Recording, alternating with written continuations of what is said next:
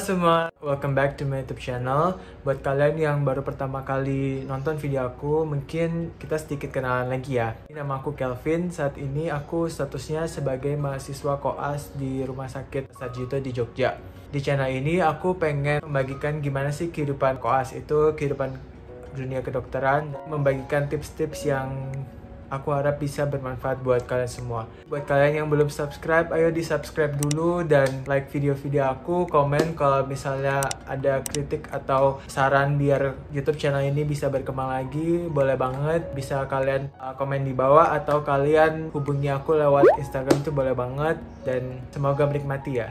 Nah, saat ini tuh aku sedang menjalani rotasi di bagian ilmu kesehatan anak. Jadi UGM itu sekarang koasnya udah mulai ke rumah sakit kembali, udah mulai ketemu pasien, udah mulai periksa pasien. Tapi tentunya kita juga harus menerapkan protokol kesehatan, di mana kita harus selalu pakai masker, pakai face shield, kemudian pakai gown, terus juga harus selalu rajin cuci tangan sebelum maupun sesudah periksa pasien.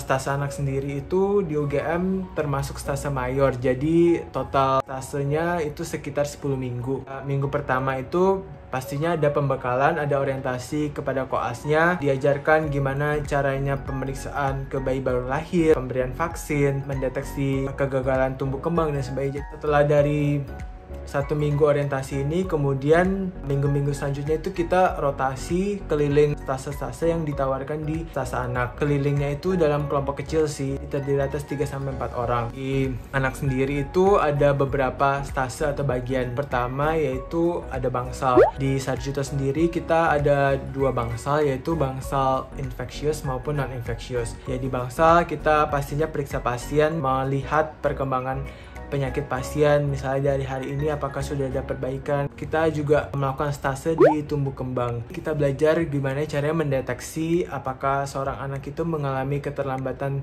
pertumbuhan atau perkembangan melalui pemeriksaan yang banyak sih, ada Denver, tes daya dengar dan sebagainya. Jadi kita belajar juga cara pemberian vaksin pada anak. Selanjutnya ada kamar bayi atau perinatologi. Nah, kamar bayi itu jujur bagian yang aku paling seneng sih sejauh ini. Banyak banget bayi-bayi yang lucu, kayak gemes banget. Tiap hari ketemu mereka, memantau perkembangan mereka yang awalnya mungkin masuk dalam keadaan yang masih kurang stabil, terus akhirnya lama-lama jadi stabil tuh rasanya bahagia banget, rasanya senang banget. Belajar juga cara menyusui ke bayi itu seperti apa, memberikan KMC atau kangguru method care ke bayi baru lahir itu seperti apa.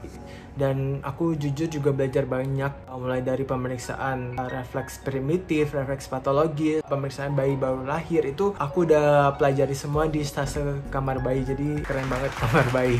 Selanjutnya ada juga di stase jejaring, ada 3 selama masa pandemi ini. Jadi stase jejaringnya tuh ada pertama RSA atau Rumah Sakit Akademik UGM, ini yang paling dekat. Ada RSUD Sleman dan juga RSUD Nyi Ageng Serang di Wates. Kebetulan untuk kelompok aku sendiri itu kita dapat 2 jejaring, yaitu Rumah Sakit Akademik dan juga RSUD Sleman. Saat ini aku sedang menjalani stase di Rumah Sakit Akademik selama 1 minggu. Di video kali ini aku coba ya sedikit mungkin memberikan gambaran kira-kira kehidupan anak koas di masa pandemi itu seperti apa. Khususnya sih koas anak ya. Hopefully bisa sedikit jelas ya, dan juga bisa sedikit menggambarkan dengan baik.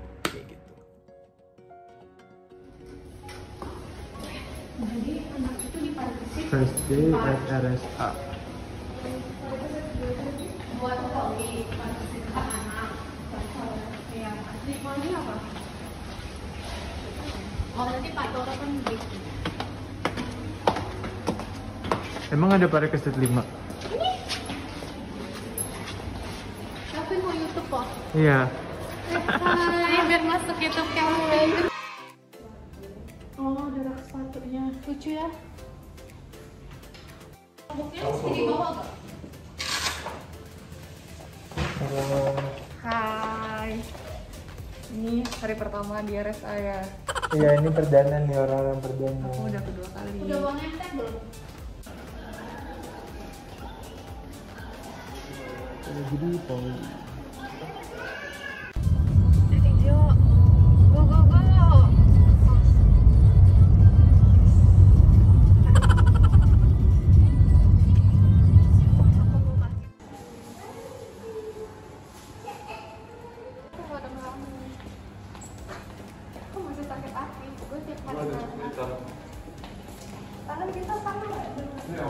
Tapi jangan tahu apa.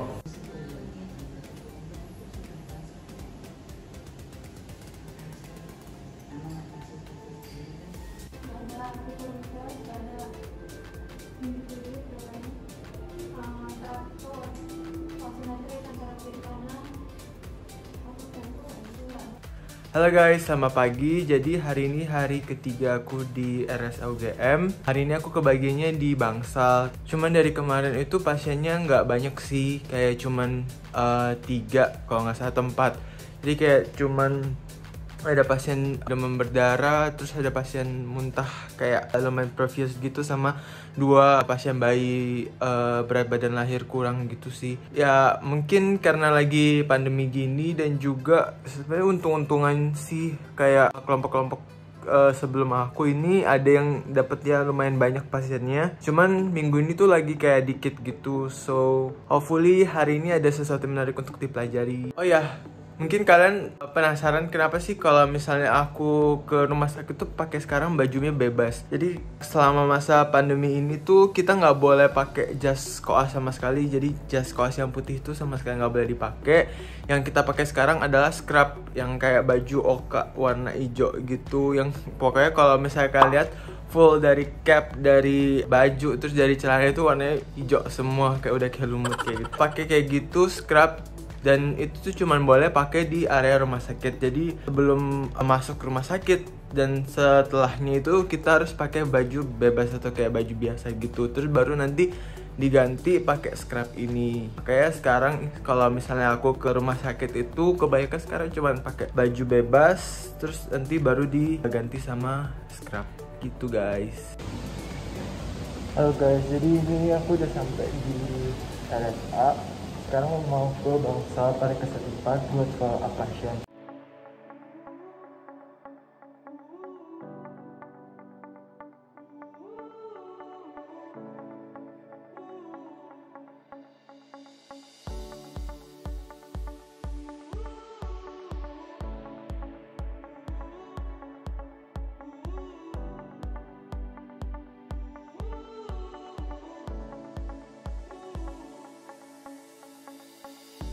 Halo semua, jadi hari ini hari Kamis yang artinya hari keempat aku di RSA. Aku baru pulang dari rumah sakit tadi sekitar jam 3:30-an gitu, terus langsung mandi.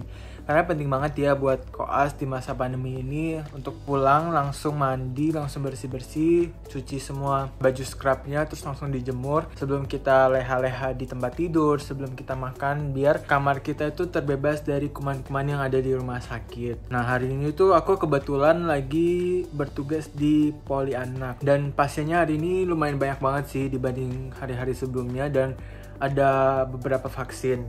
Tadi aku dikasih kesempatan buat ngelakuin vaksin IM di paha buat vaksin DPT. Selain vaksin, tadi aku ngikutin konsulen buat periksa pasien. Tadi ketemu pasien yang lumayan cukup beragam sih. Ada epilepsi, cerebral palsy, ada juga tadi anak ADHD dan pneumonia. Tadi aku pas denger rongkinya tuh kedengaran banget, dan kasihan banget dia kayak sampai granting berhenti gitu.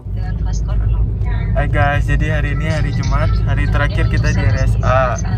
Terus kita nih lagi OTW ya di jalan. Terus kita lagi dengerin presentasi TKPS karena jamnya tuh berbarengan gitu 7:30. Terus kita harus OTW juga, jadi ya udah multitasking.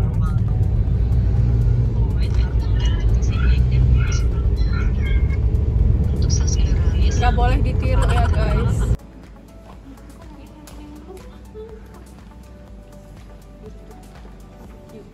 Jadi kita baru selesai semua tugas-tugasnya ya.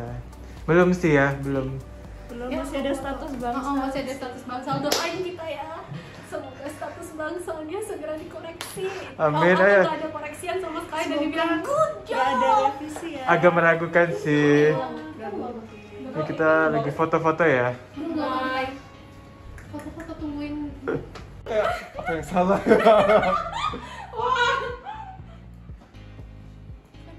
Bagus nggak? Hai guys. Hi, welcome back to this vlog. Bani. Halo Mbak Sinta. Ya udah terlanjur. Ayo bilang hai Mbak. YouTuber. Iya, YouTuber. Ayo Mbak, satu lagi Mbak. Hai. Say hi to the vlog.